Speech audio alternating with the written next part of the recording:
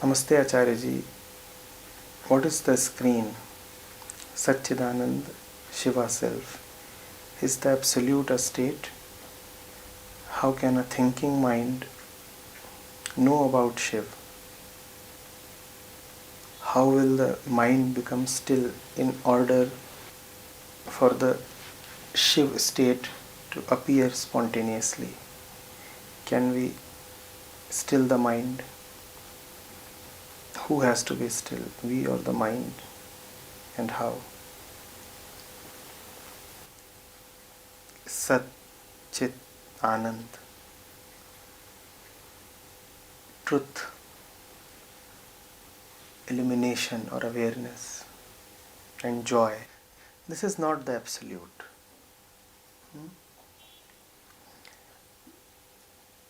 Satchidanand is not a characteristic of the truth itself, though it is variously referred to as verily nothing else but the truth. Satchidanand is the relaxation of the mind into the truth. Satchidanand, yes, you could say, is the final state of the mind.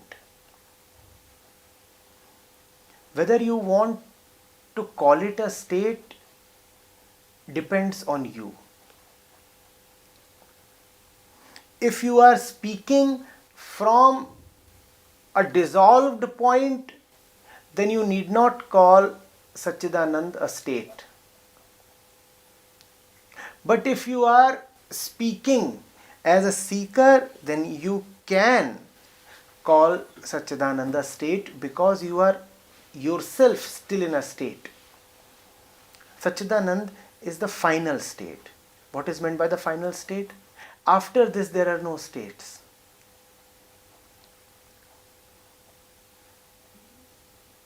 It is existence merging into non-existence. It is like water merging into water, mixing with water. It will be very difficult for you to tell apart the waters.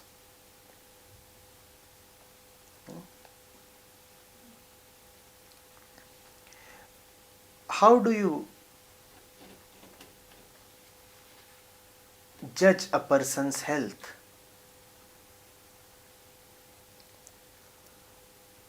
One of the first things that you do is you measure the blood pressure,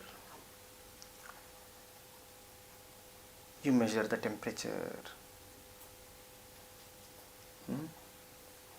and then if you want advanced tests, then you take blood sample or urine sample and get it tested in a pathology lab, right?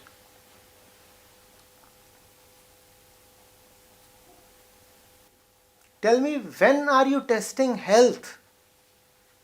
You are just testing temperature, blood pressure, sugar, blood. When are you testing health? Go into this. Health is that which keeps the body regularly functional. Health cannot be tested, only the body can be tested. Similarly, the truth cannot be known, but whether or not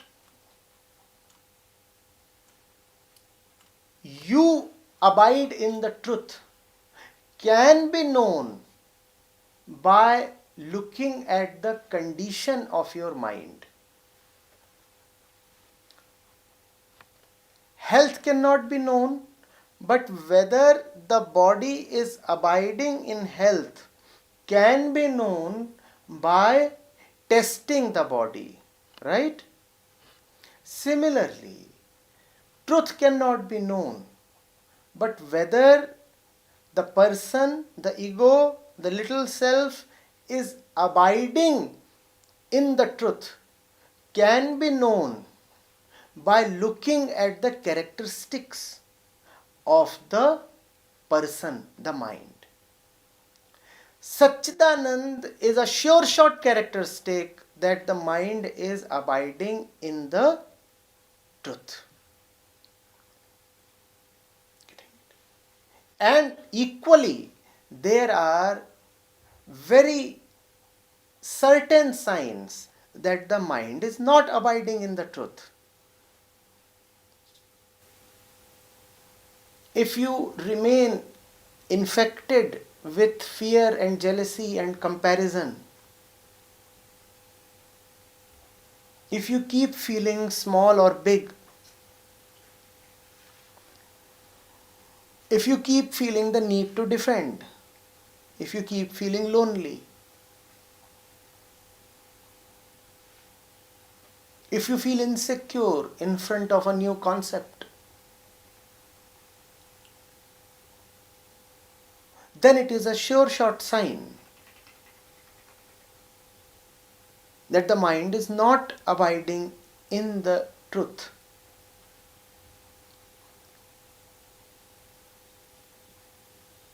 If the waves of happiness and sadness just carry you away, and you start talking of yourself as nothing but the experiencer of pleasure and pain, then it is a sure shot sign that the body is not abiding in health.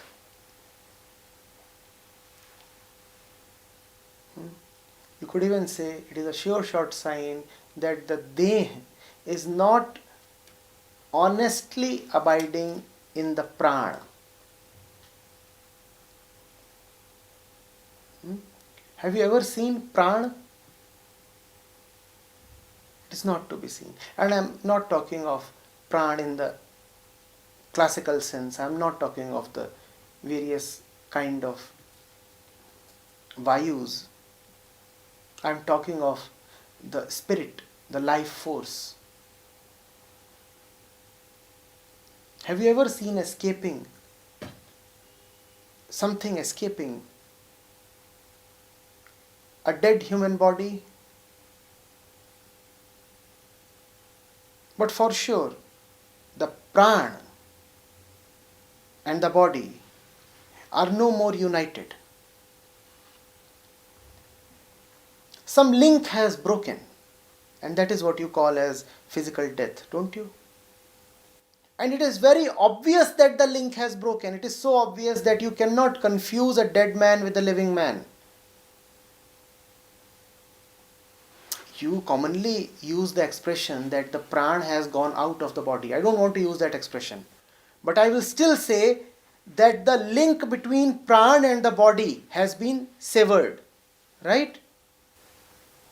And it is obvious then that the link has been broken. Similarly, when you look at a mind that is dissociated from its origin, from the truth, then it is very easy to tell.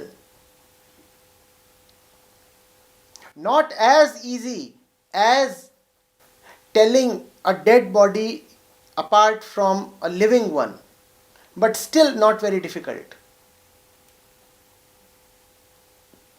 Even the grossest fool will say this man is dead, and he will be right.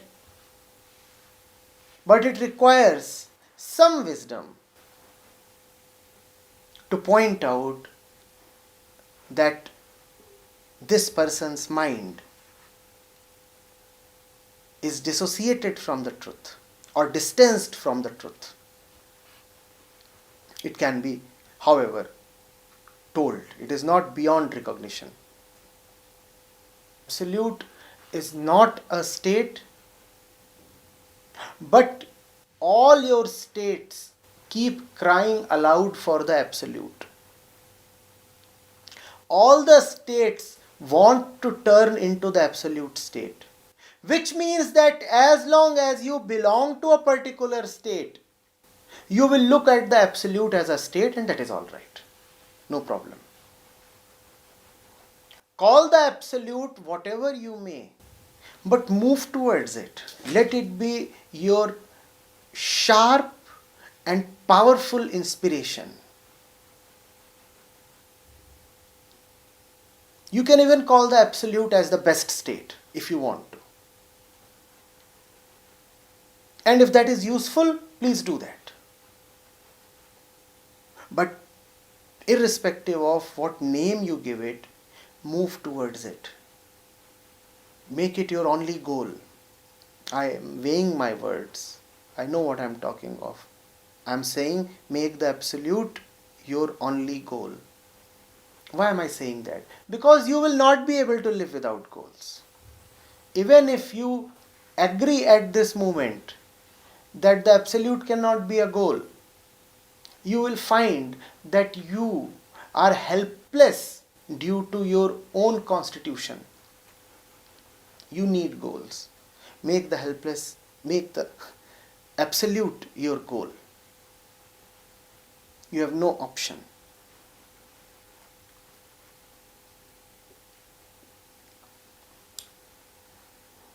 How can a thinking mind know about Shiva?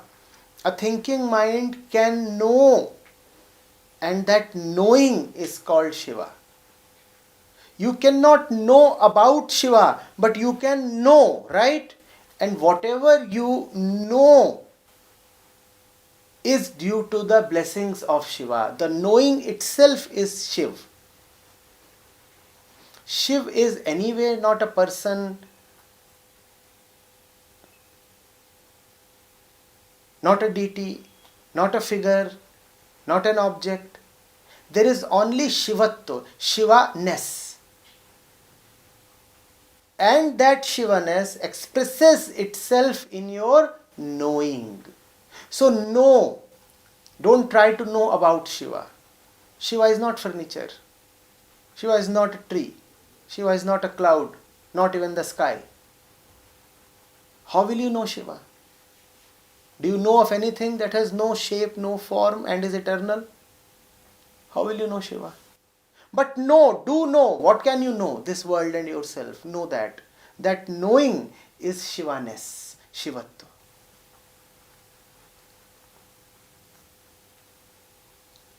How will the mind become still in order for the Shiva state to appear spontaneously?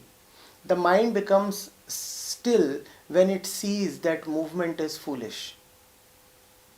There is no other reason for mind to become still, and the mind is captive of reasons. You will have to give the mind a strong reason to not to run. The mind will never agree to be still. It can only agree to not to run. And this is not merely word play. There is a great difference between being still and not running. You can never take the consent of the mind for stillness. It's like a traveler who is intent on moving and he is standing at crossroads. He is a traveler. That's his definition. That's his self-identification. You cannot tell him to not to travel. That would be stupid. Then how do you tackle this situation? He is standing at the crossroads. He wants to move north. You tell him, no, north is not the way. So he can't move. Immediately he wants to move east. You tell him, no, east is not the way. He stops. Then he wants to move south. You tell him, no, south is not the way. He wants to move west. You tell him, no, west is not the way. He is still constantly trying to move. But you are constantly able to show him that all his movements are wrong, stupid. They will not take him to the destination. And that is the only way he can be still. The mind has to know moment after moment what is stupid for it. And if you can constantly keep the mind in this realization, only then it will be still.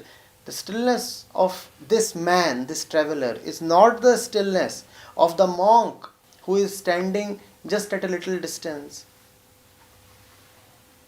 intent on going nowhere, and is just standing. If you will look from afar, then you will say that these two are just the same in the sense that both are just standing. But there is a great difference. The monk intends to stand. The mind intends to travel. Your saving grace is that the mind intends to travel rightly. The mind doesn't intend to just travel. It wants to travel with a purpose. It wants to travel to reach somewhere. Use the intent of the mind to stall its travel. Tell the mind, north is not right. See, you just don't want to travel. You want to travel rightly. And north is not right. So, fine, can't go wrong. Okay, you want to travel east or west? See, you just don't want to travel blindly. You want to travel rightly. And west is not right. So the mind is still trying to move but can't move. That is the only kind of stillness that will come to you. Not the monk's stillness. It will take long for you to come to a point where even the tendency to travel disappears or gets burnt out. Till the time that tendency remains, only discretion can help. Apply discretion.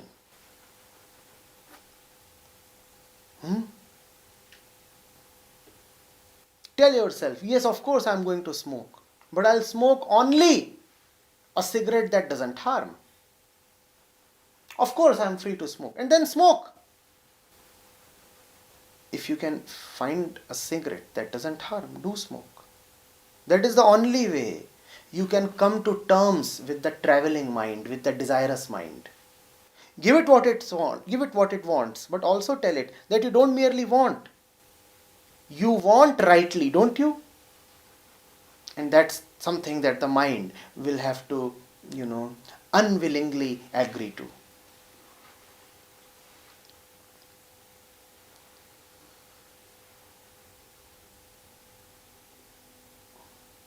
Then you have asked, can we still the mind? I have taken this up. Who has to be still? We or the mind? Who has to be still? The one who is moving. If you are moving, you be still. If the mind is moving, the mind will be still. Why do you want to get into such verbiage? We, the mind. Are you any different from your mind? If you are different from the mind, if you are a witness of the mind, then all these questions will be absorbed in the witness. You and the mind are one, totally one. You are so completely identified with the mind that there is just no differentiation possible right now. You asked, who moves? Or rather, who has to be still? You said, who has to be still? I said, the one who moves. If you want to say that the mind moves, then the mind has to be still. If you want to say that you move, then you have to be still. It's merely wordplay, doesn't matter. And then you say, how will the stillness come? I have answered it. Stillness won't come. Only foolishness will have to be seen. If you move, you get hurt. So better don't move. And there would be times when you would not know that movement can be dangerous or harmful. Then in those occasions, you will move and get hurt, and that is all right. Such experiences are good. But don't repeat those experiences. Getting hurt one time is acceptable, probably even good. But don't get unnecessarily hurt the second time for the same reason, in the same way.